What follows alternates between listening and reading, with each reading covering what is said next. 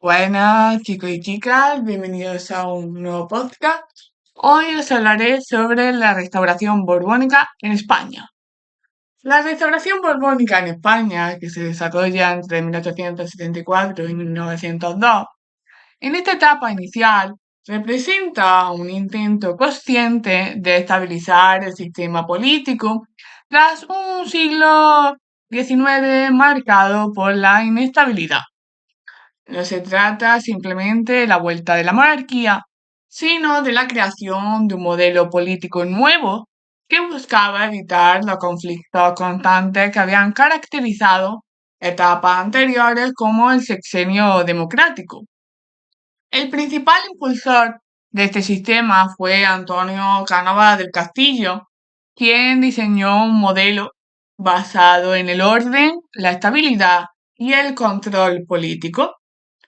Su idea fundamental era que España necesitaba un sistema previsible donde los cambios de gobierno no dependieran de revoluciones ni de intervenciones militares.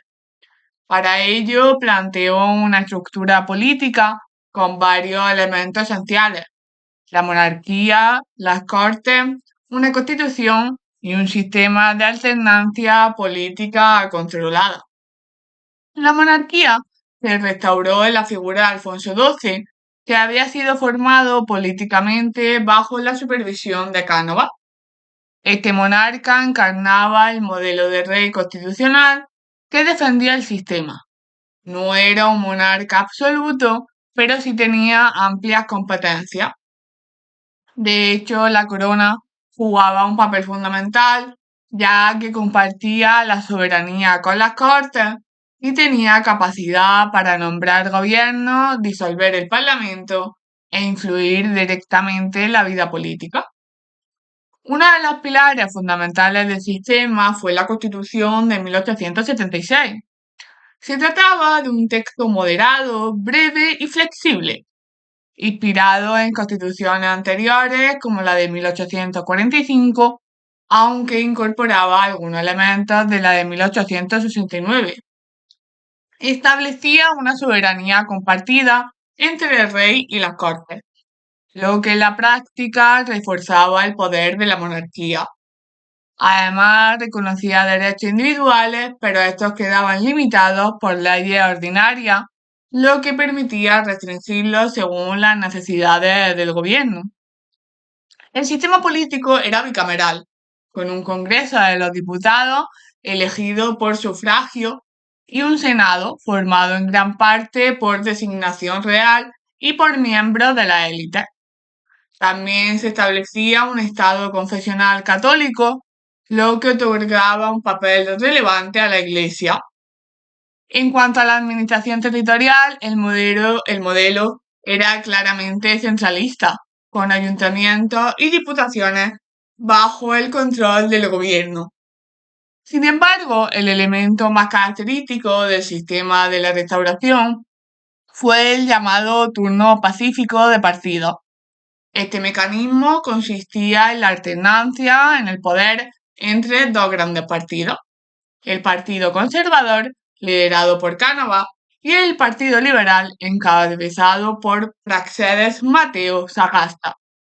Esta alternancia no se producía de forma espontánea a través de elecciones libres, sino que estaba previamente acordado.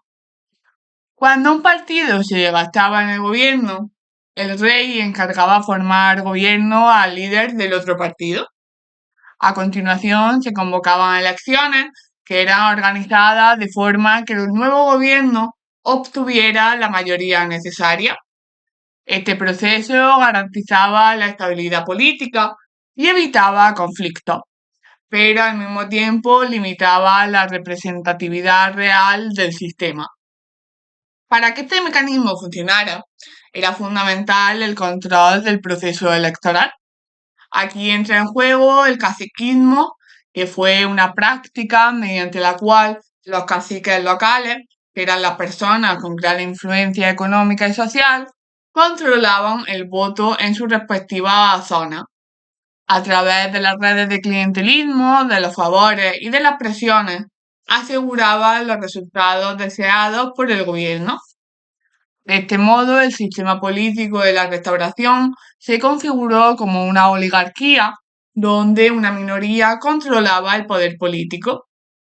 Durante el reinado de Alfonso XII, el sistema logró consolidarse en gran medida gracias a la resolución de conflictos importantes. En 1876 finalizó la Tercera Guerra Carlista, lo que supuso el debilitamiento definitivo del carlismo como alternancia política. Además, en 1878 se firmó la Paz de San Juan, que puso fin a la Guerra de los 10 Años en Cuba.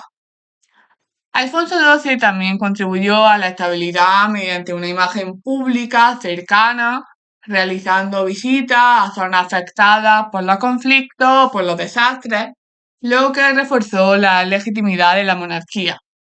Sin embargo, su muerte en 1885 abrió una nueva etapa, la regencia de María Cristina de Habsburgo.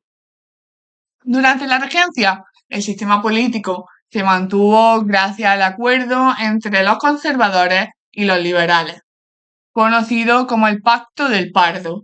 Este pacto garantizaba la continuidad del turnismo y evitaba conflictos en un momento delicado, ya que el heredero al trono, el futuro Alfonso XIII, aún no había nacido. En esta etapa el sistema alcanzó su mayor grado de estabilidad. Los gobiernos se sucedieron de forma regular, alternándose conservadores y liberales.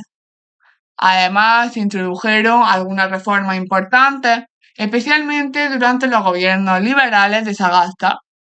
Entre ellas destaca la aprobación del sufragio universal masculino en 1890, que amplió significativamente el número de votantes.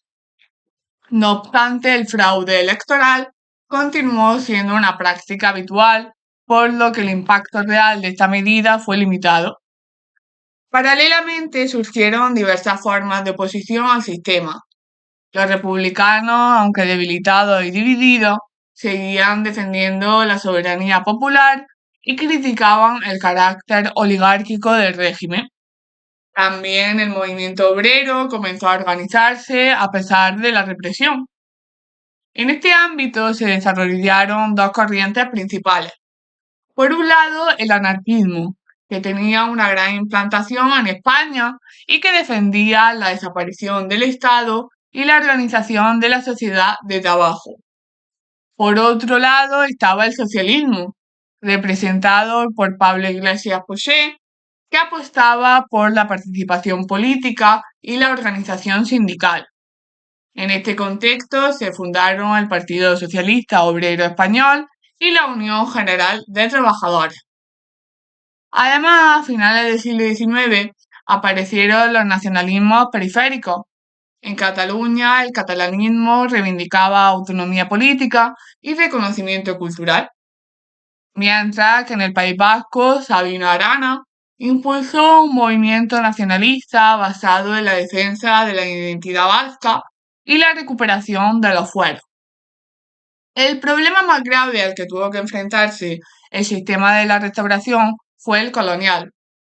En Cuba, tras la Paz de San Juan, persistieron las tensiones debido a la falta de reformas profundas.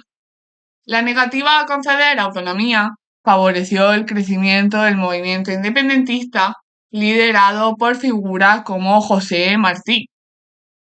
En 1895 estalló una nueva guerra en Cuba caracterizada por la dureza del conflicto y el uso de tácticas como la guerrilla. La respuesta española fue cada vez más represiva, lo que generó críticas internacionales. Al mismo tiempo, en Filipinas se produjo otra insurrección independentista. La situación se agravó con la intervención de Estados Unidos en 1898 tras el hundimiento del acorazado Maine. La guerra hispano-estadounidense fue breve y evidenció la debilidad militar española.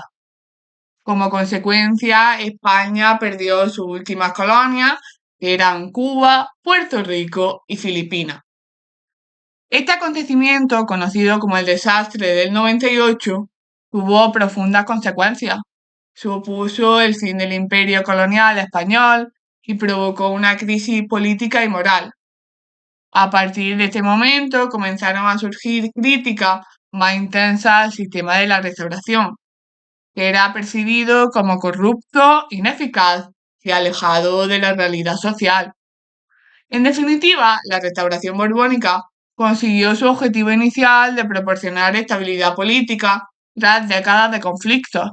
Sin embargo, lo hizo mediante un sistema basado en el control, el fraude electoral y la exclusión de amplios sectores de la sociedad. Con el tiempo, estas limitaciones acabarían debilitando el sistema y preparando el terreno para las crisis del siglo XX. Y hasta aquí llega el podcast de hoy. Espero que os haya gustado. Dale like, suscribiros y nos vemos en el siguiente. Chao.